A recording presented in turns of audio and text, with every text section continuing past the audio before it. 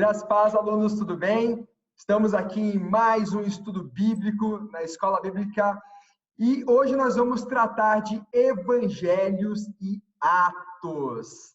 E para a gente iniciar, nessa noite nós temos aqui o professor Vitor Semolini e o professor Diego Garbim nos acompanhando para essa super aula.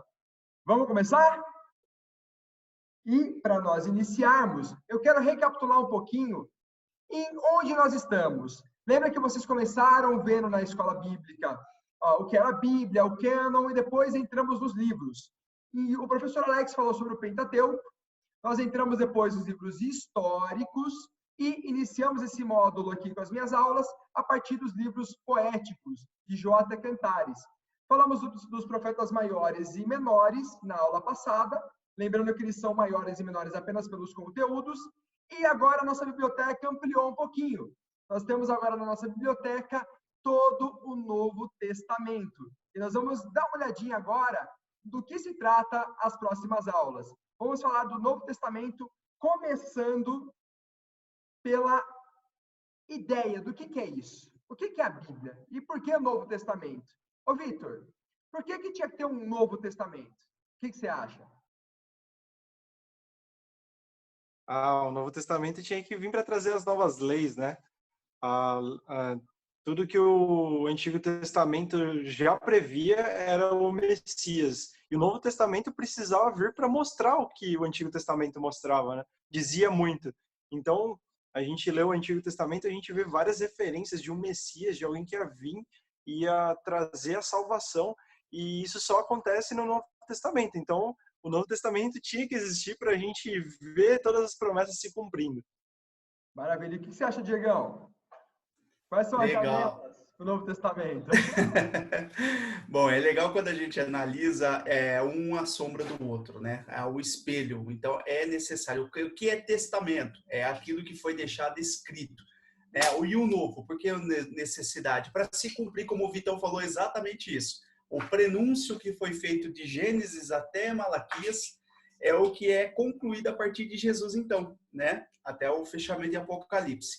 Então, é onde, vamos dizer, se consolida o plano de salvação, né? Aquilo que é desde o Gênesis apontou para a gente lá atrás, ele se concretiza na figura de Cristo, já no Novo Testamento.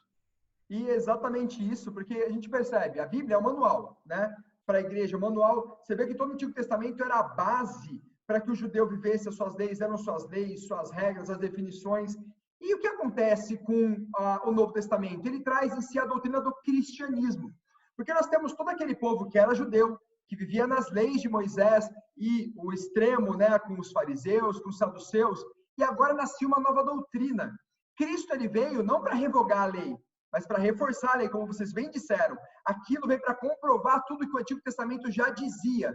Porém, havia tanta distorção, tanto desvio, que um novo compêndio de livros era necessário para que as pessoas reconhecessem agora a doutrina de Cristo, do Cristo que veio, as boas novas de que alguém morreu por nós. E fato é, o cristianismo, como vocês bem disseram, é mencionado desde lá de trás.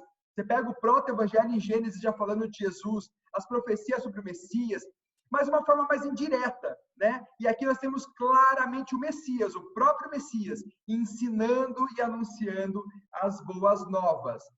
Por isso, nós temos aí o que é denominado de Novo Testamento.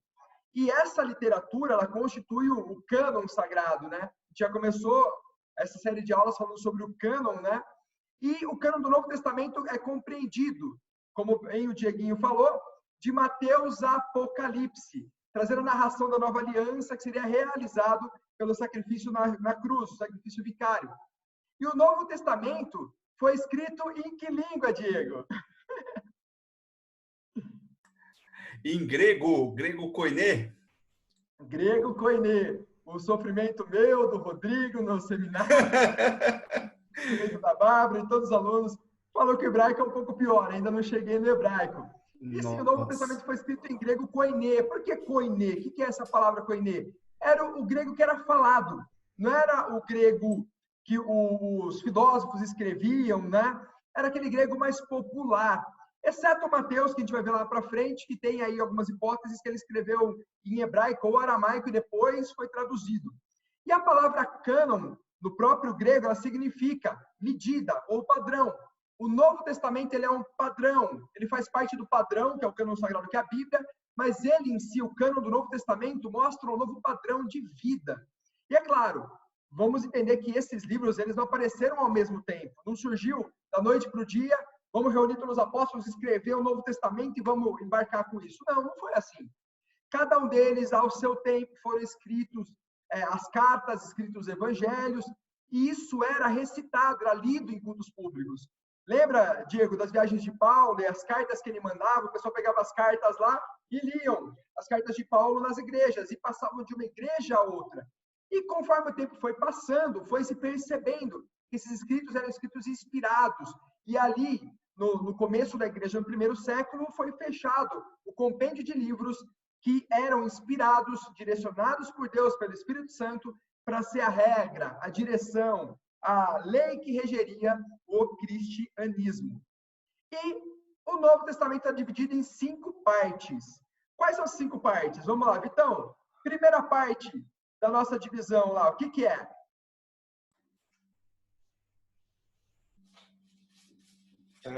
Os 4 evangelhos, certo? Os 4 evangelhos. Então a gente começou pelos 4 evangelhos, depois vem um livro histórico no meio. Que livro é esse, Diegão? Atos dos Apóstolos. E depois nós temos ali na sequência, e isso vai ser assunto da próxima aula, as cartas paulinas, as 13 epístolas de Paulo, mais 8 epístolas gerais, que consta como Hebreus, Tiago, 1ª e 2ª Pedro, 1ª, 2ª e 3ª João e a carta de Judas. E por último, o livro profético que nosso professor Diego ama ler, estudar e comentar, que é o livro de Apocalipse, né? As revelações, em inglês, o Revelations, o livro das revelações, é puramente profecia do que vai acontecer nos últimos dias. Mas a aula de hoje não vai tratar desse resto, vou deixar para o Diego a aula de Apocalipse quando aparecer ali, porque eu sei que ele gosta. Ai, que honra! Vamos falar, né, Diegão? Topa ou não topa? Tamo junto. Hoje vamos falar de Mateus, Marcos, Lucas e João, os 4 evangelhos, e o livro de Atos dos Apóstolos, que é uma linda continuação ali do que Lucas estava escrevendo, e aí para alguém especial a gente vai ver isso daqui para frente. Vamos voltar para os evangelhos ali, vamos entender um pouco o que são os evangelhos, os chamados evangelhos, que são os 4 primeiros livros do Novo Testamento. Eles são chamados assim porque eles contam a história de Jesus. Eles são também denominados como livros biográficos, porque narram desde o nascimento de Jesus, batismo, obras, até a sua paixão, morte e ressurreição. Evangelho é a transliteração do grego, e agora eu aprendi a ler, Euangelion, e significa boa nova. Vitão, lê pra gente, Lucas, o capítulo 2, versículo 10, por favor. Lucas 2:10. Isso. Ó, Diego, eu aprendi que os 2 gamas têm som de NG, viu? Aulas do Ribeiro do seminário.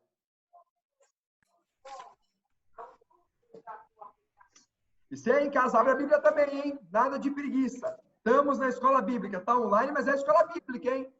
Lucas 2:10, lê pra gente, Vitão. Vamos lá, Lucas 2:10. Aqui é a versão que a gente está usando na igreja, então acompanha aí.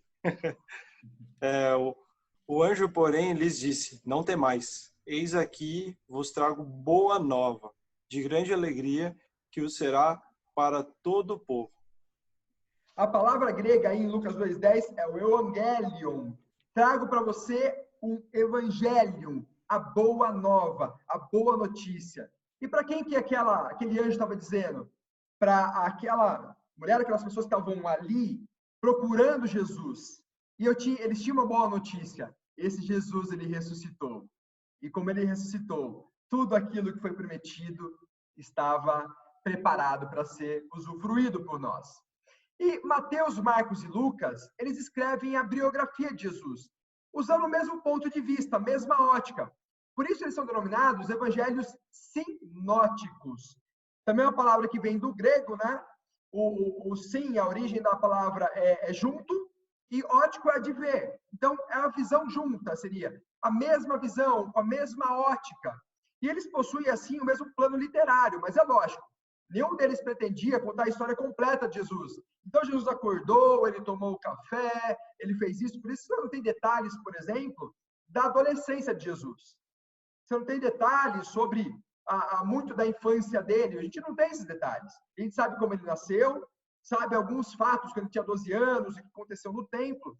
Mas a ideia não era relatar o dia a dia de Jesus, mas sim o que ele era, quem ele era e por que era essa boa notícia. Mas aí o Dieguinho me perguntaria, viu, evangelho sinótico, como é que assim, eles escreveram juntos? Será que escreveram juntos, Diego? Como é que foi essa história aí? Vou te pegar agora, hein? Na verdade, eles estavam juntos ao mesmo tempo, separados, né? Visões diferentes. A gente sabe que eles andavam com Jesus, porém eles escreveram para lugares específicos e povos específicos, né? Eles estavam em lugares. A gente sabe que Lucas era médico, né? Mateus ele era um publicano, um arrecadador de impostos. Então, assim, cada um tinha uma formação, então a gente vê a diferença de linguagem em cada livro, né? Perdão, em cada evangelho escrito por eles. Porém, há o casar, né, das histórias aí, porque eles estão narrando os mesmos fatos, né? Porque eles meio que acompanhou Jesus ali. Agora vamos a um detalhe interessante. A gente tem pessoas que acompanharam Jesus, que nem é o caso de Mateus ali, mas Lucas está depois, Marcos também. Você vai ter uma relação um pouco diferente de tempo. E aí tem uma questão que acho que a maioria nunca se ateve, que é isso aqui, ó. O evangelho de Mateus, Marcos e Lucas, eles têm um percentual de conteúdo muito parecido, muito relatando, por exemplo, curas que ele fez, aonde ele andou. No evangelho de Marcos, o que só existe em Marcos é apenas 3%. Outros 6% estão compreendidos entre Marcos e Lucas, né? E 18% você tem isso do evangelho que está lá em Mateus. É interessante pensar que Lucas e Mateus têm coisas em comuns. Lucas ele tem um percentual grande de coisas que só ele escreveu, porque ele relata, como você disse, ele era médico. E médico é tudo detalhista. Então, cada detalhezinho, a maneira que ele escreveu foi muito detalhada. Lucas é muito rico, o evangelho de Lucas é muito rico. O evangelho de Marcos foi escrito numa linguagem um pouco mais popular, digamos assim, né? A maneira que ele escreveu. Rústica, né? Uma maneira mais assim, tipo, a gente escrevendo para alguém, nada muito... Era uma linguagem bem para o povo que estava sendo enviado as cartas também, né? As igrejas. Então, ele tinha que ter uma linguagem para quem estava sendo enviado. Sim, e você tem nesse compêndio que seriam os evangelhos, eles tinham que relatar a história de Jesus. Eles tinham que registrar a história de Jesus para que as pessoas soubessem. E um detalhe interessante, que talvez alguns alunos não tenham ainda o conhecimento. Sim, Lucas e Mateus tiveram contato, possivelmente, com o texto de Marcos. Então, muitas das coisas que eles pegaram veio desse conteúdo. Mateus, ele aprende várias coisas, ele compreende vários detalhes ali, que estão na memória dele, mas estão em outros escritos. E Lucas, como não na mesma época ali de Jesus, você vê Lucas acompanhando depois viagens de Paulo, ele ouve muita coisa, ele relata muita coisa do que ele leu, e faz um compêndio ainda maior, uma investigação. E isso é muito interessante. E vem uma questão. Eu acabei de falar que tem uma mistura ali de livros que um leu do outro, e aí vai vir uma questão na cabeça.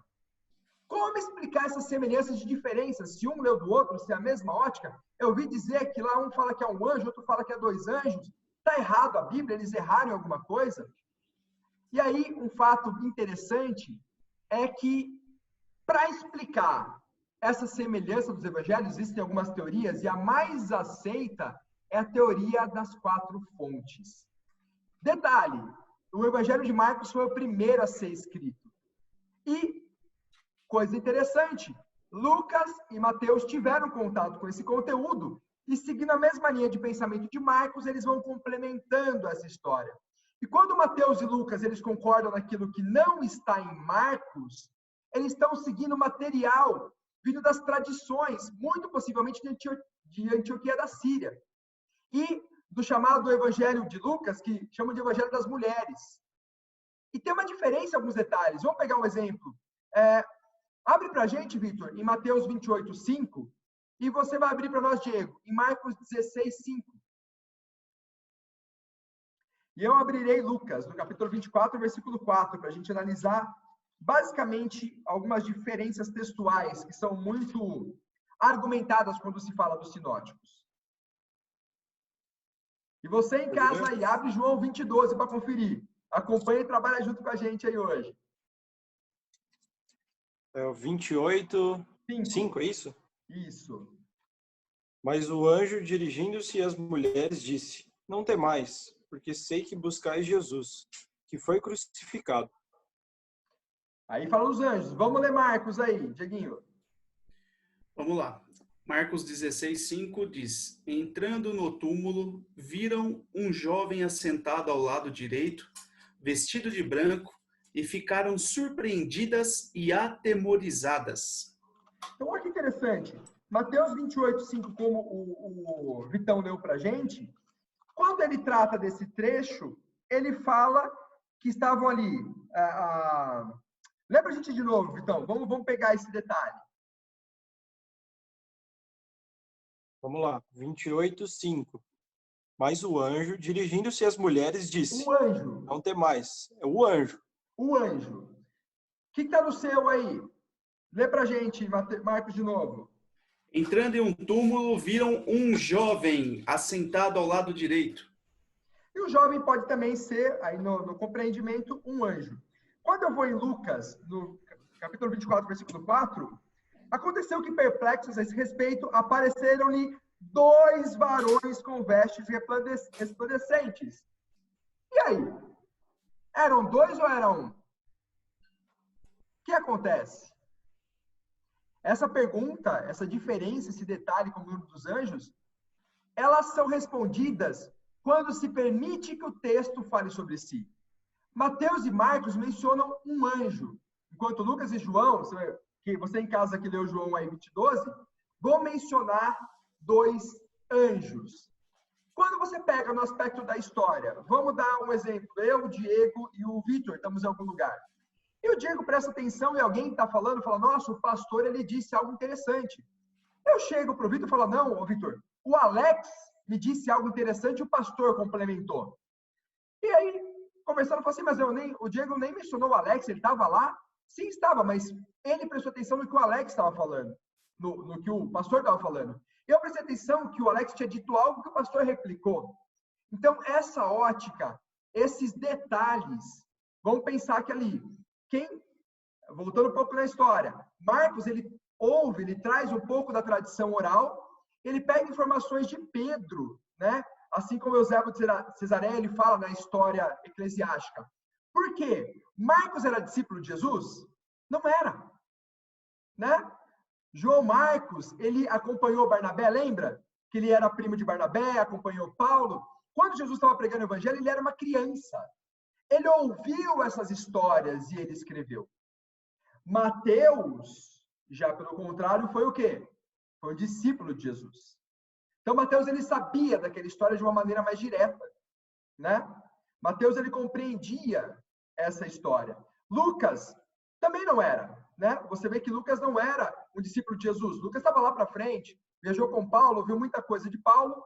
E aí tem um fator interessante das 4 fontes. Se considera essa tal de fonte Q. Que fonte é essa? Que fonte básica é essa? Se supõe que há uma fonte central, algum trecho de dados que pode ter vindo de Marcos, de alguns textos, que foi usado por eles para construir isso. E aí você tem a adição ali de 333 versículos, que vem da tradição de Antioquia, lá em Mateus, e temos 564 versículos a mais no Evangelho de Lucas. E o de Marcos é mais curtinho, porque Marcos sintetizou aquelas ideias. E Mateus e Lucas foram pegando mais dados dessa história e complementando isso, preenchendo essa história. Vê que interessante como é importante ter os sinóticos, porque ser humano é esquisito, sempre esquece das coisas. E percebe, a gente começa a nossa leitura do Evangelho por onde? Por Mateus. A gente começa lendo 1068 versículos de Mateus. Vamos para onde? Para Marcos, que traz uma síntese disso. Então, quando eu leio o Evangelho, eu vou na busca dos Evangelhos, eu leio a palavra de Deus, eu começo a me alimentar de uma maneira inteligente. Olha como Deus é soberano na sua inteligência. Eu tenho material de tudo que aconteceu, um foco naquilo que Jesus era, o que ele fazia. Eu parto para o Evangelho de Lucas, que, pelo amor de Deus, é o mais completo de todos, com muito detalhe. E eu vou para um de João, que menciona pouquíssima coisa sobre aquilo que os outros mencionaram. Por isso nem é considerado um sinótico, porque não tem nada a ver com os outros três. Mas ele fala de Deus, do Deus soberano, de Jesus, com um amor que só um discípulo que reclinava a cabeça no peito poderia falar. Deus é perfeito no que ele faz. E nisso nós vamos estudar o quê? Dieguinho, Mateus, vamos dar uma lida. O que Mateus fala? A gente falou que ele é um livro primeiro a ser escrito, né? Desculpa, Marcos é o primeiro a ser escrito. Que ele é o mais completo em algumas coisas. O que ele fala? O que ele menciona? Ele fala do tema, o rei messiânico, seu reinado. Diego, como você bem gosta de dizer, o livro tem um fim o quê, Diego? Qual que é o fim desse livro? Didática, né? Exatamente. É apresentar o tão almejado Messias, né, para o judeu. E cá ele é apresentado na figura, né, de Jesus, bem colocado por Mateus. Você vê o reinado sendo mencionado. E não só isso, você vê uma divisão dele em tópicos, todos relacionados a esse tema central do rei e o seu reinado. Fala do nascimento de Jesus, colocando as profecias. Termina falando sobre a vitória, sobre a cruz, a implantação do reino. E Mateus, ele termina o seu evangelho fazendo com que o reino seja espalhado. Como? Mateus 28:19. O que diz lá em Mateus 28:19? Quem lembra aí? De cabeça, hein? Você tem que lembrar de cabeça essa passagem aí, hein? É o famoso ide. Ide, portanto, fazer discípulos de todas as nações, batizando-os em nome do Pai, Filho do Espírito Santo. Do Filho do Espírito Santo, exatamente. E aí completa com 20, né? Ensinando-os a guardar todas as coisas que você tem ordenado. Vai, ide. O reino está estabelecido. O rei veio. Então você começa lendo os evangelhos e recebendo esse chamado. E esse evangelho, embora não identifique ali o seu autor, nenhum teólogo questiona que esse autor foi o evangelista Mateus. Por Lucas, sabemos que ele era também chamado de Levi. E por Marcos, o evangelho de Marcos menciona que ele era filho de Alfeu. E o evangelho foi destinado, em primeiro lugar, aos cristãos. E aí, como você bem disse, o destino disso, os cristãos procedentes do judaísmo. Os eruditos dizem que esse evangelho foi primeiro escrito em aramaico e hebraico e depois traduzido para o grego. O propósito principal de Mateus é comprovar aos seus leitores, judeus, que Jesus é o Messias, por eles esperado.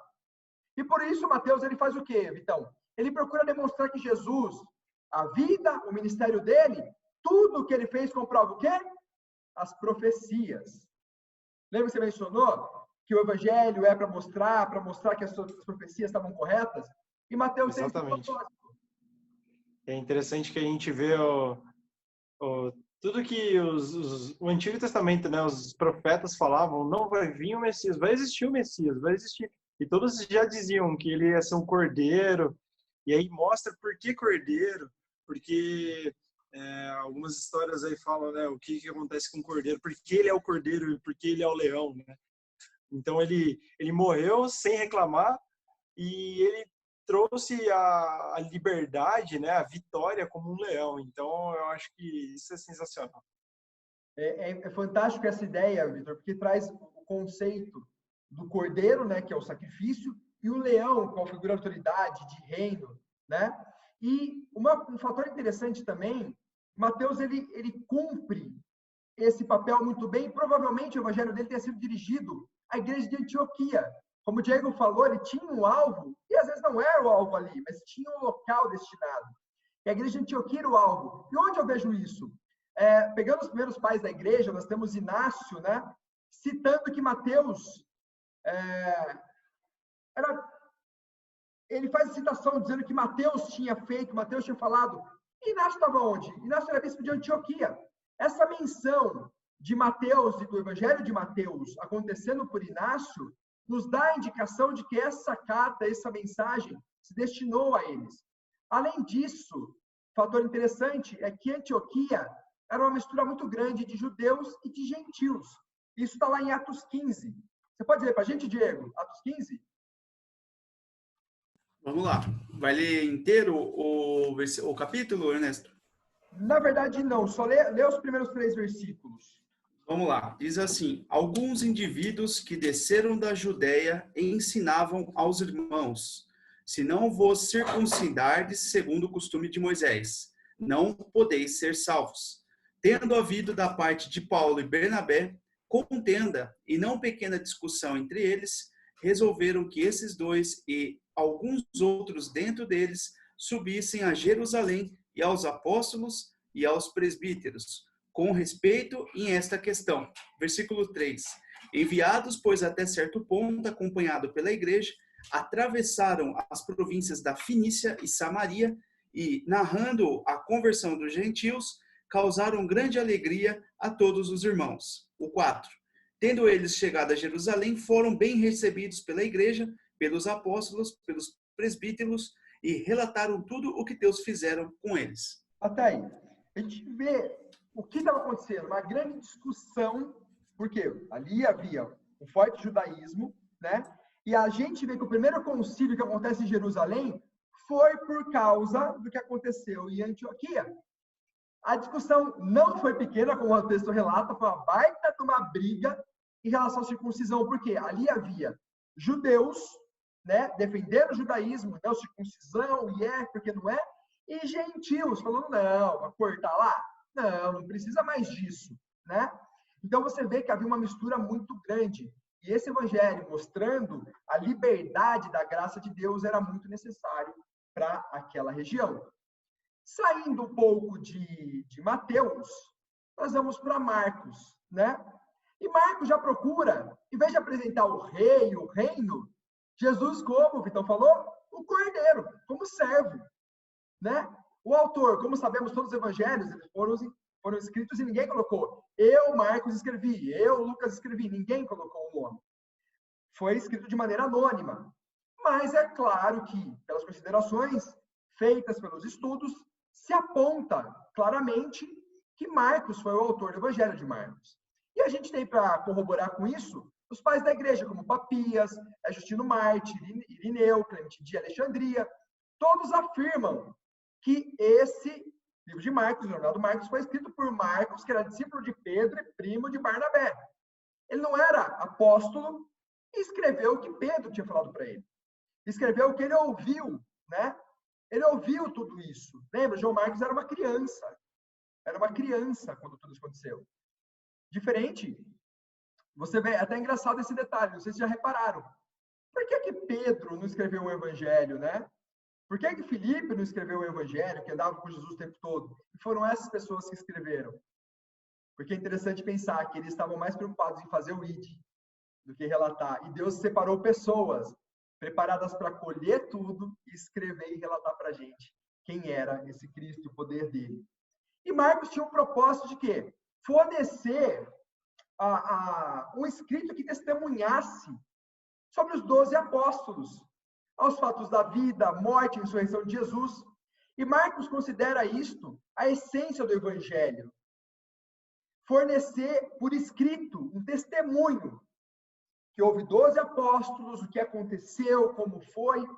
E se a gente considerar a hipótese aí que o Evangelho de Marcos ele tenha sido usado como referência para Mateus e Lucas, que ele tenha sido a base, né, para os evangelhos, então ele seria o mais antigo deles.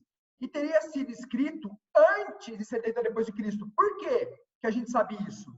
Porque ele não fala nada sobre a destruição do templo que aconteceu no ano 70. Se tivesse acontecido, ia falar, e o templo foi destruído. Como Jesus disse que o templo ia ser derrubado e reerguido ao templo, foi derrubado. Mas não menciona.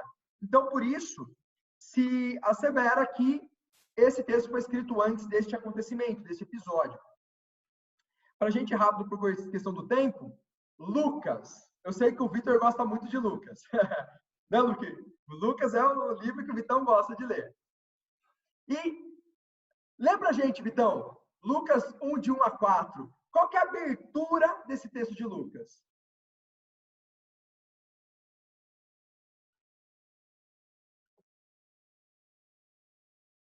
Vitão tá caçando lá a Bíblia, ó. Quero que vocês caçem também a de vocês aí. Ô, Vitão, tô vendo que você tá dando tempo pro pessoal abrir.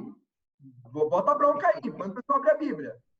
Verdade, aproveita aí o tempo que a gente está abrindo e acompanha com a gente aí. Bora lá? Então, Lucas 1, de 1 a 4. Isso. Visto que muitos houve que empreenderam uma narração coordenada dos fatos que entre nós se realizavam, conforme nos transmitiram os que desde o princípio foram deles testemunhas oculares e ministros da palavra. Igualmente a mim me pareceu bem, depois de acurada investigação de tudo desde sua origem, dar-te por escrito, excelentíssimo Teófilo, uma exposição em ordem, para que tenhas plena certeza das verdades em que foste instruído. Olha que interessantíssimo essa abertura de Lucas.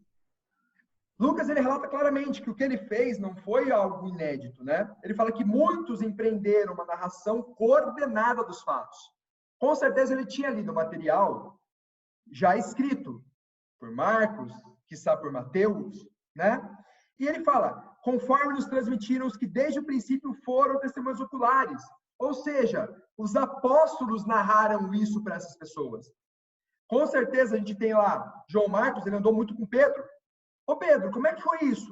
Foi assim, peraí, então vou anotar, eu quero marcar, deixar escrito, né?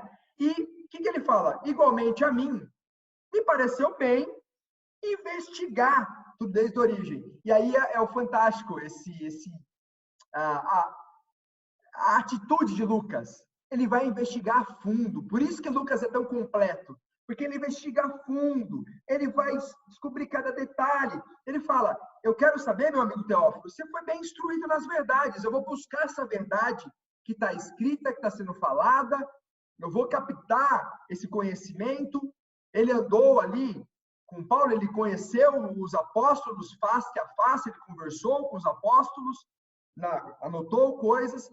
E o Evangelho de Lucas, ele não dá o nome do seu autor, mas tantas evidências, como Justino Irineu, até o próprio cânon muratoriano, indicam que Lucas foi o autor, não só do Evangelho de Lucas, como também o livro de Atos. Lucas, a separação de Lucas e Atos não existia. Era um livro só. Era um relato, desde o começo e depois, tudo que aconteceu depois que Jesus morreu e os discípulos andaram. Era um pacotão completo. Mas o cânon, as pessoas ali que definiram o cânon na igreja primitiva, acharam por bem criar uma divisão para que esses dois momentos fossem bem relatados, distintos, apreciados. Lucas, Dieguinho, por incrível que pareça, ele era gentil de nascimento, não era judeu. Bem versado na cultura grega, né? Conhecia muito bem a cultura grega, ele possivelmente estudou ali na Grécia, ele era médico como profissão e acompanhou Paulo em várias ocasiões, desde a segunda viagem, inclusive ao período da prisão em Roma. Quando esse homem olhou com os apóstolos e depois acompanhou Paulo, vendo a execução do ID. É fantástico isso, para mim isso é maravilhoso. Qual é o propósito de Lucas? Ele declara o seu propósito ali. Ele queria fazer um tratado, como o Vitão leu. Ele queria fazer uma investigação acurada e encaminhar isso para Teófilo. E esse evangelho, encaminhado a Teófilo, que é a quem o autor se dirige, ele chegou na mão do Diego, do Vitor, chegou na minha mão. Olha que bênção isso. Ele foi escrito para fortalecer a fé de Teófilo. E interessante o nome Teófilo. Alguém sabe o que significa Teófilo? Essa é fácil, hein? Tel. O que é Tel? Tel é Deus e Filo é história, né? Não, Filo. Não? Filho de Deus?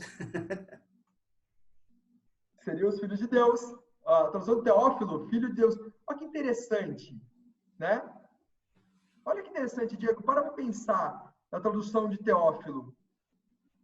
Lucas escreveu para o Filho de Deus, para os filhos de Deus, para eu e para você. Foi escrito para fortalecer a cada um de nós. E Lucas queria demonstrar que o lugar ocupado pelo gentil, convertido no reino, se baseava no ensino de Jesus. Ou seja, o evangelho não era só para o judeu, era para os gentios, para mim e para você. E embora o quarto evangelho, em alguma parte, não menciona, né? Desculpa, pulei sem finalizar o Lucas. Pegando esse detalhe de Lucas, é muito interessante e eu recomendo a leitura do Evangelho de Lucas. Ele tem detalhes maravilhosos que só estão relatados ali. Por isso, leia com bastante cuidado. E, saindo dos sinóticos, eu acho esse para mim, é o Evangelho que me transformou, que mudou a minha vida. Evangelho de João. Ô, Ernesto, se me permite só uma colocação ainda sobre Lucas, seria Lucas um bereano? Muito possivelmente inspirado, pelo menos, né? Não era de Bereia, a gente sabe, mas todo o cuidado que o bereano tinha, esse homem empreendeu da mesma forma. Forma. E entrando em João, não tem nem o que falar, a gente está pregando esse ano inteiro sobre João, né? É a nossa base do tema anual. E esse quarto evangelho, também não menciona o nome de autor, mas não existe quase nenhuma dúvida que o discípulo amado, como ele se nomeia, era João, que se reclinou ao peito. O nome do pai dele, a gente sabe pelos evangelhos sinóticos, que o pai dele era Zebedeu, está lá em Mateus, e sua mãe parece que foi Salomé, uma menção lá em Mateus, também outra menção em Marcos, e seguindo o que está em João 19, 25, pode ser que fosse que essa pessoa, que essa Salomé, fosse irmã de Maria, mãe de Jesus, ou seja, eles tinham uma relação próxima, eles eram familiares, eram primos, né? Então aí você tem alguns detalhes que podem tender a isso. E a primeira testemunha que indica que João foi o autor é o pai da igreja, Irineu. E ele já estava no segundo século. Eu falo, ô Vitão, mas 100 anos depois, será que alguém sabe mesmo que quem foi que escreveu? Sabe qual é o detalhe interessante no caso de Irineu? Ele foi discípulo de um cara chamado Policarpo. E Policarpo foi discípulo direto de João. Então, poxa, você acha que Policarpo não iria ter falado para Irineu quem foi o autor daquilo lá? Ele conheceu pessoalmente João.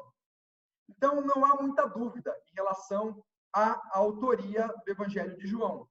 Porém, vale uma menção interessante, há um propósito muito claro no Evangelho.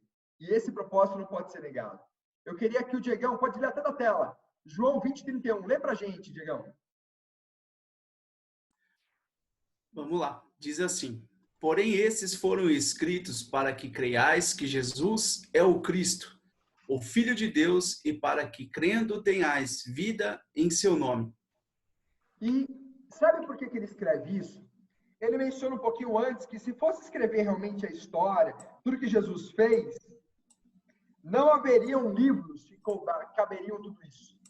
Mas ele fala, esses, porém, escritos que eu estou colocando aqui, eles só foram escritos para que você creia que Jesus Cristo é o Filho, é o Cristo, Filho de Deus. E para que, crendo, você tenha vida no seu nome. E um detalhe interessante é que a palavra crer no Evangelho de João aparece mais de 100 vezes. Creia, crer, crendo. João compôs o seu Evangelho para fornecer razões para a fé salvadora. E sabe outro detalhe? Não sei se o Diego se recorda disso das aulas de Novo Testamento, mas o que acontecia na época que João escreveu esse Evangelho? Qual que era a motivação dele em escrever? Na época que João escreveu, já se levantava muito o gnosticismo. E questionava, mas será que Jesus mesmo é Filho de Deus? Eu acho que não é. Não é bem isso. E João ele tem que escrever algo para rebater isso que estava acontecendo. Ele rebate o que estava sendo falado. Então, podemos dizer que João escreveu uma apologia, uma defesa da fé. E esse é o propósito de João. Ele também é chamado, aí vai uma menção, livro dos 7 sinais, né? Porque ele escolhe 7 sinais miraculosos de Jesus. E outros temas importantes que o livro fala é sobre o Espírito Santo, sobre Satanás e o mundo, sobre o verbo, né? O verbo se fez carne. E aí, ó, o Rodrigo está assistindo a aula, ele já vai lembrar que a gente leu o começo do Evangelho de João umas 100 vezes em grego, né? Então ele vai lembrar bastante disso. Falo para a gente dar uma discutida e fechar os 4 evangelhos. Para resumir um pouco os 4 evangelhos. Cristo é visto como por cada um deles? Mateus, como você disse, Diego, via ele como mostrava a messianidade dele, o reinado. Então, para Mateus, Cristo é o rei. Para Marcos, qual que é o relato de Marcos? Ô, Vitão, aí vai aquilo que você falou do Cordeiro. Marcos relata Jesus Cristo como servo. Como servo. Como aquele que veio, morreu no nosso lugar, era o Cordeiro. Lucas, como já era de se esperar, um relato tão técnico, ele relata o homem que foi Jesus. A humanidade de Jesus. E quem se lembra daquele termo, quase um palavrão, né? União hipostática de Jesus. O que isso quer dizer? Jesus Cristo é 100% homem e 100% Deus. É isso que essa palavra gigante quer dizer. Para dizer que Deus, que Jesus era 100% homem e 100% Deus, eu tinha que mostrar como homem ele sofreu, ele sangrou, e Lucas relata bem isso. Né, Vitor? Ele era médico, né? O que ele relata? Suou sangue. O que mais que ele relata da dor de Jesus? Que sofreu, né? Dificuldade de levar aquela cruz. Mostra o sofrimento como homem. E João relata do verbo que se fez carne, que era Deus, estava com Deus. De João, Vitor, eu quero que você mencione um pouquinho.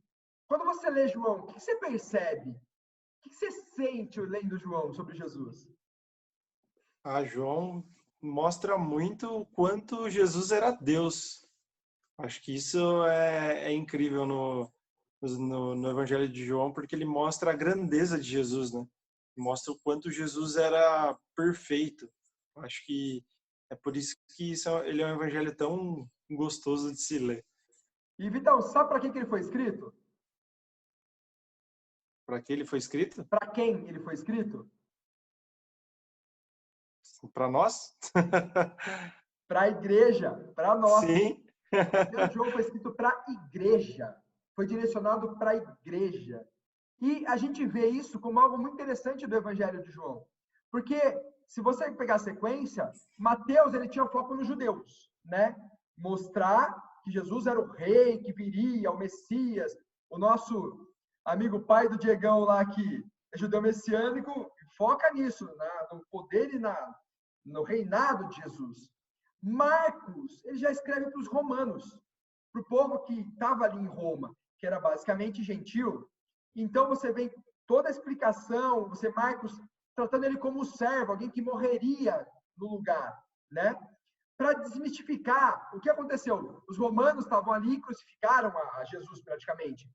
E colocaram o que na cruz? Quem lembra que estava escrito lá na cruz? Alguém lembra? Henri. Rei dos judeus. O que quer dizer isso? Né? Rei dos judeus. Jesus Cristo, rei dos judeus. Né? Lá em grego, escrito em aramaico, em todas as línguas possíveis, até em latim, que era a língua usada em Roma, estava escrito Jesus Cristo, rei dos judeus. E Marcos mostra... Não sabia eles que não era só dos judeus, né? Exatamente. Mas Marcos queria mostrar para aquele povo, falar assim, ele não foi só rei, ele foi servo. E como servo, foi um dos maiores servos. Lucas, ele escreve para os gregos, né? E, sabendo muito bem da cultura grega, a maneira que eles liam, ele escreve num grego lindo de se ler. E aquelas pessoas têm isso. E só por material ali, né? A gente já tinha mencionado isso. Mateus tem 28 capítulos, Marcos tem 16, Lucas 24, João 21. Material exclusivo. 42% do livro de Mateus só está em Mateus. Marcos só tem 7% que só ele escreve. Por quê? Ele foi a base para os outros. Então, na verdade, não é ele que não escreveu. Os outros copiaram o texto dele na íntegra, que era um texto pequeno, e preencheram. Lucas tem 59% de coisa nova, que Lucas era muito detalhista. E olha João. João não usa quase nada dessa base. 92% do Evangelho de João é totalmente de João, visão diferente, não se baseou naquilo. Eu acho magnífico isso, porque você lê os 4 evangelhos, meu Deus do céu, isso muda a nossa história, muda a nossa vida. Saindo do evangelho, eu sei que o Diego gosta desse livro. Diego, livro de Atos. Livro histórico. Por que ele é histórico? O que ele relata? O que Atos relata, Diego? Literalmente os atos dos apóstolos, né? A partir da descida do Espírito Santo, né? A partir de então aí, efetivamente, ao início da missiologia da igreja também, né? A gente vê aí o evangelho sendo propagado, forçado até mesmo a não ficar em Jerusalém, né? Houve a situação para eles poderem sair de lá, mas então, basicamente, Atos realmente é o livro dos Atos dos Apóstolos. E interessante pensar que o livro de Atos, por ser um livro histórico, né? O nome dele se deve basicamente à atuação de 2 grandes apóstolos, que é Pedro e Paulo. Por quê? Pedro e Paulo estavam pregando para quem? Para os gentios. Enquanto os outros se limitam a pregar ali em Jerusalém, Judéia, talvez um pouco Samaria, Pedro e Paulo saem andando e vão pregar para os gentios. Paulo principalmente, né? Eles vão pregar o evangelho. E diferente de Paulo, que relata eu, Paulo, ou assina no final que era Paulo, em Atos, Lucas não coloca seu nome, não menciona o autor. O emprego do prenome que ele fala eu, na frase inicial, só evidencia que os primeiros destinatários sabiam de quem partiu o livro. Então não precisava relatar, não fui eu que escrevi, porque quem recebeu sabia de quem estava, quem tinha enviado aquele texto. E a partir do 2º século em diante, é unanimidade que o autor é Lucas. Não tem quem questione essa autoria. E o seu nome é mencionado 3 vezes no Novo Testamento. Fala-se que Lucas era natural de Antioquia, né? E outros afirmam que ele era natural de Filipos, não se tem certeza. Porém, todos sabem que ele era um homem de cultura e de uma baita erudição científica, né? Uma medicina atraiu isso. Sabia muito bem não só os clássicos hebraicos, ou seja, conhecia a cultura judia, né? Cultura dos judeus, dos hebreus, mas ele sabia também muito bem o grego e conhecia os clássicos gregos. Com certeza ele leu ali os filósofos, ele conhecia bem desses textos, e é muito possível que ele tenha estudado, sabe onde, Diego? Lá em Atenas, né? Atenas que Paulo até brinca para os atenienses lá, né? Mas era um lugar de elevada cultura, isso é inegável. E qual que é o propósito? Isso aí o Diego já soltou spoiler. Poder do Espírito Santo. Viria o poder, desceria. E Pedro e João afirmam, não podemos deixar de falar do que vimos e ouvimos. Está lá em Atos 4:20. Lembra a gente, Vitão? Atos 4:20, eu acho que é legal fazer a menção desse texto, porque ele fala bastante da importância de falar do Evangelho. Aproveita e abre aí comigo, hein? Vamos todo mundo abrir junto. Vou abrir também aqui, ó. Escola bíblica, gente. Vamos abrir a Bíblia. Abrir a Bíblia. Posso ler? Manda ver, Vitor. Atos 4:20. Pois nós não podemos deixar de falar das coisas que vimos e ouvimos. Leu 21. 21. Depois, ameaçando-os mais ainda, os soltaram, não tendo achado como os castigar por causa do povo, porque todos glorificavam a Deus pelo que acontecera.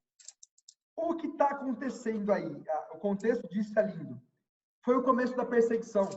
Eles falaram de Jesus, começam a ser perseguidos ali e ordenaram, chamaram eles, prenderam e falaram assim, fala, o que vocês estão falando? É justo vocês falarem desse cara, né? Esse cara que foi morto? E ó a resposta deles. Não podemos deixar de falar das coisas que vimos e ouvimos. Amados, estamos na escola bíblica, aprendendo a palavra de Deus. Vocês estão ouvindo muita coisa. Nesse dia de pandemia, eu sei que você tem vivido coisas de Deus também. Fale disso. Fale disso. Fale das coisas que Deus fez na sua vida. Testemunhe. É muito importante. E assim, Atos 1:8, como você gosta, Diegão? Você tem de cabeça quase, né? Lê Atos 1:8 pra gente.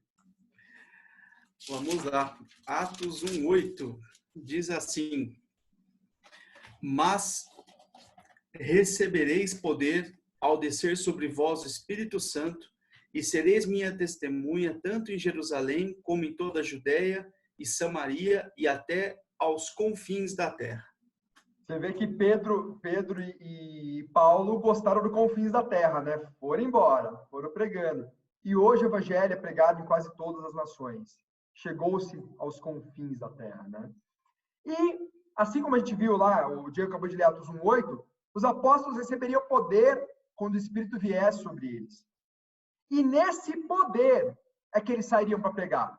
Seriam testemunhas. Eles prosseguiram não só o ensino de Jesus, mas através do poder do Espírito Santo, as obras, as curas, sinais, milagres. A sombra de Pedro curava, não curava, Diego? Mais sinal que isso, né? E é interessante pensar nesse detalhe, o quanto o poder de Deus continuou sendo derramado. E eu quero que vocês mencionem, eu quero que vocês me respondam uma pergunta, professores. O poder de Deus, o Espírito Santo, continua disponível nos nossos dias? Com certeza, disponível a todos aqueles que crê e busca, né? Vitão, continua disponível, Vitão? Espírito Santo, poder de Deus, está mutado lá, tira o mudo. Desculpa aqui que teve uns barulhos externos aqui. O que eu perdi? O poder do Espírito Santo continua disponível nos nossos dias? Com certeza. Na verdade, o intuito, né, lá atrás, quando Jesus ressuscitou e apareceu para os discípulos, ele falava: vocês ainda não perceberam que agora tem o Espírito Santo disponível para vocês? E aí eles, na verdade, eles ainda não tinham sentido aquilo, né?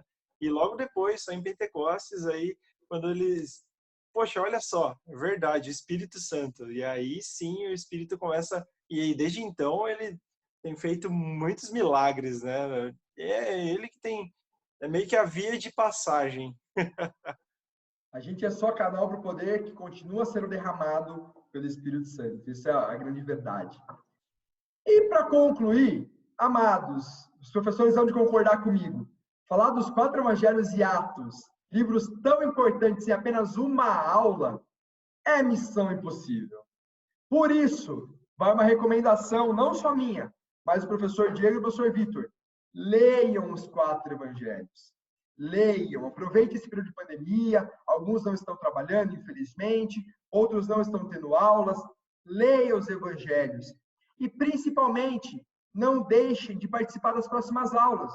Por quê? Ao longo do nosso currículo de aulas, nós abordaremos, um pouco mais para frente, cada um dos evangelhos em detalhes. Vão saber exatamente que data foi escrito, para quem foi escrito, versículos chaves, diferenças, todas aquelas diferenças, os percentuais, vocês vão ter em detalhe, compreender aonde foi escrito, qual era o contexto, como esses homens estavam, em que época estavam. Isso tudo vai ser ensinado por nós, professores, nas próximas aulas que virão. Nós entenderemos um pouco sobre o livro de Atos a partir das viagens de Paulo, né? Então, nós teremos mais para frente também sobre as viagens de Paulo, e vocês vão entender onde Lucas estava andando para ele relatar tudo que foi relatado em Atos dos Apóstolos. Por isso, nós temos que continuar firmes nessa busca, buscando conhecimento, buscando aprender. Na semana que vem, nós vamos ver as epístolas paulinas. Veremos o que Paulo escreveu. E Paulo escreveu pouco, né? Você vê que a maior carga do Novo Testamento são cartas que Paulo escreveu para as igrejas. E essas cartas continuam sendo a base para muitas das igrejas. Que os professores agora, nessa liberdade que nós temos no tempinho final, pudessem fazer uma consideração final, falar alguma coisa. Eu sei que vocês também estudaram bastante sobre o assunto nessa semana aí. E esses evangelhos, eu não sei, eu não consigo nem começar a falar deles. Essa aula para mim foi um martírio, porque eu queria explorar cada um deles em detalhes, de tão ricos que são, né? Bom, primeiramente agradecer a oportunidade de estar com 2 celebridades aí, duas referências no ensino da Igreja Batista. Os caras é fera. Bom, como o Ernesto falou, realmente é difícil falar em uma aula de 4 evangelhos e Atos. Teria que ser uma aula para falar de cada evangelho a fundo, E assim como Atos, acho que no mínimo aí umas 6 aulas para mais, porque assim, aí realmente a gente ia esmiuçar, porque assim, são os evangelhos, que não deixa de ser também uma forma histórica de citar os fatos ocorridos, assim como propriamente Atos, ele é muito rico em informação, né? A conclusão realmente daquilo que a gente falou no início da aula, daquilo que do Antigo Testamento apontou, a conclusão, a realização e realmente o que foi, né? A consumação daquilo que realmente antes daquilo acontecer, né? Antes do haja já houve, né? Que é o plano de redenção da humanidade por meio de Cristo Jesus. Então, é muito importante ao aluno que, como Ernesto frisou, tem esse tempo nessa quarentena, faça essa leitura dos 4 evangelhos, debruce em cima de Atos mesmo. Para quem gosta um pouquinho de história, eu gosto particularmente de bastante história, então eu gosto de estudar. Você vê realmente os Atos, é uma lição para nós do mover do Espírito Santo na vida do cristão. Né? Isso que é interessante, que o livro ressalta também, como a gente pode ter essa autoridade do Espírito Santo, o que a gente pode nos levar a fazer. Né? Principalmente o que ressalta bastante esses livros são o testemunho de vida desses personagens, né, citados no livro. Vamos pegar propriamente Paulo e Pedro. Eles realmente, o testemunho de vida deles, como eu citou, a sombra curava. Então imagina a intimidade que eles tinham com a palavra, né, com o Espírito Santo na vida deles. A importância é o mesmo. Aquele Espírito que habitava na vida deles habita na nossa vida, habita na sua vida. Então, assim, é muito bonito de ver, né, estudar o Novo Testamento, já de cara com os 4 evangelhos, que realmente a gente entra na figura central, que é Jesus, e depois aqui, o legado, né, do ID, a qual já se inicia. É interessante, né, só aproveitando o ensejo, quando é fácil da gente entender, se o aluno tiver até curiosidade, se você pegar o último capítulo de Lucas e o primeiro de Atos, eles se completam, né? Aí vai naquilo que o Ernesto falou, é como se fosse uma continuidade da história, tá bom? Então, como Deus você abençoe. Falou, só para deixar, vocês tinham que ler em casa, para você bonzinho. Atos começa exatamente assim. Escrevi o primeiro livro, ó Teófilo, relatando todas as coisas que Jesus começou a fazer e ensinar até o dia em que, depois de haver dado o mandamento por intermédio do Espírito Santo, os apóstolos que escolhera foi levado às alturas. Então ele termina o livro de Lucas e começa o livro de Atos relatando, olha, o primeiro livro que eu te mandei, a primeira sequência que eu te mandei foi essa. Por isso, a sequência de Atos e Lucas é uma coisa única. Né? Estão separados ali pelo Evangelho de João, mas eles são uma continuidade. É livro 1 e livro 2 do mesmo pacote, do mesmo conteúdo, né? Se você me permite, Ernesto, só dando esse chocolatinho para eles, eu vou ler só o último capítulo, do último versículo do último capítulo de Lucas, diz assim, ó. Então, os levou para Betânia e, erguendo as mãos, os abençoou. Aconteceu, então, que enquanto os abençoava, ia se retirando deles e sendo elevado ao céu. Então, eles o adoravam e voltaram para Jerusalém, tomados de grande júbilo, e estavam sempre no templo louvando a Deus. Você vê que a história vai relatando o que aconteceu, o poder, e Lucas retoma isso, fala para Teófilo e continua a história do que aconteceu logo depois desses atos. É fantástico, é fantástico. Eu fico sempre impressionado. E, amados, continuamos ali, aqui no nosso chat, né? Então, manda pergunta, eu, Vitor, Diego, vamos responder aqui no chat para vocês ainda. Então, tiver alguma dúvida, manda, a gente vai responder, né? Eu sei que já está tarde hoje, você já está cansado, já passou das 9 horas, mas vamos fazer esse esforço, faz uma pergunta, a gente vai responder. E se você quiser deixar perguntar para depois, na tela aí do seu computador, da sua televisão, seu celular tem o meu QR Code e meu e-mail. No QR Code tem todos os meus contatos, telefone, tudo, e ali tem meu e-mail. Anota meu e-mail, manda pergunta que eu vou ter prazer em responder. Assim como o Diego e o Vitor, com certeza vou ter prazer de responder cada uma das perguntas, porque esse é o nosso chamado. Dar aulas é algo que nós amamos fazer. Só dar mais um ensejo aqui, Ernesto. Manda ver, Vitor. Eu gosto muito dos evangelhos. O Diego estava falando aí que ele gosta muito de Atos. Eu acho que é bem interessante aqui, só para dar uma pincelada e dar um gosto, né, para a gente correr atrás um pouco mais de aprender essas coisas. Os evangelhos dizem muito como Jesus era. Então é interessante que a gente começa a ler e começa a ver que, nossa, olha só que interessante a ação que Jesus tomou em meio a essa situação. E a gente começa a se colocar no lugar dele na história. E isso ensina muito a gente, porque a própria Bíblia diz que a gente tem que buscar ser como Jesus foi. E eu acho que isso é bem interessante, porque você começa a ler em situações que, poxa, ele não tinha dinheiro, o que ele fez? Ele orou.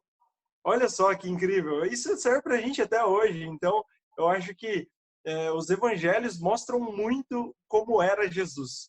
Então, Jesus, ele tinha um momento de calmaria, mas ele tinha um momento também de chutar tudo, né? Como aconteceu lá no templo.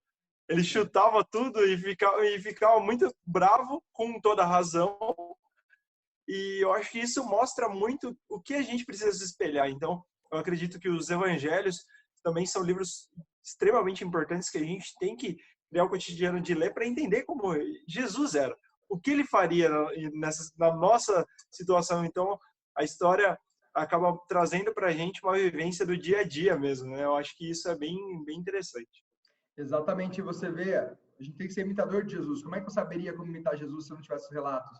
De dar outra parte, de perdoar, de saber que o traidor estava ali com ele, mas ele não tomar ação e continuar seguindo aquilo que estava proposto para ele.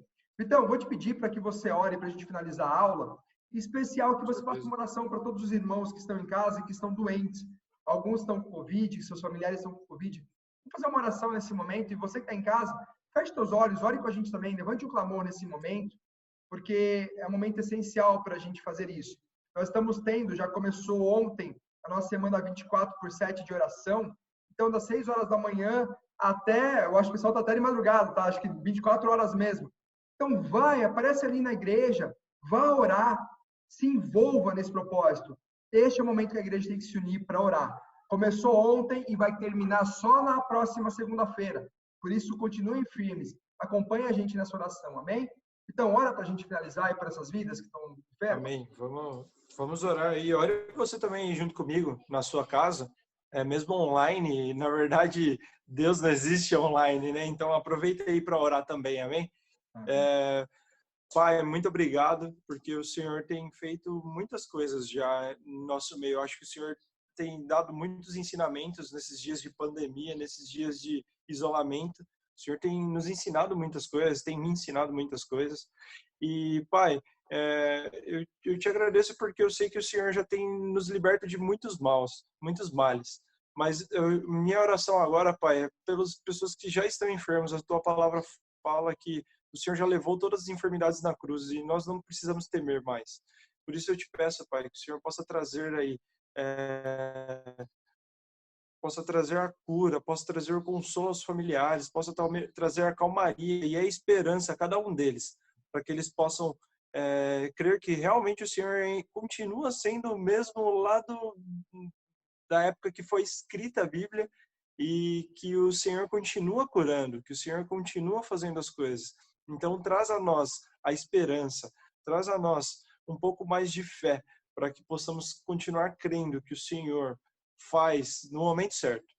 E não adianta queremos acelerarmos nada, não adianta ficarmos desesperados, nem nos isolarmos 100%, e o Senhor é o que faz com que continuemos são, e que a Tua palavra possa continuar sendo levada através de nós. Por isso eu te agradeço, porque eu sei que o Senhor já tem nos protegido, e porque eu sei que o Senhor ainda tem muitas coisas a nos ensinar.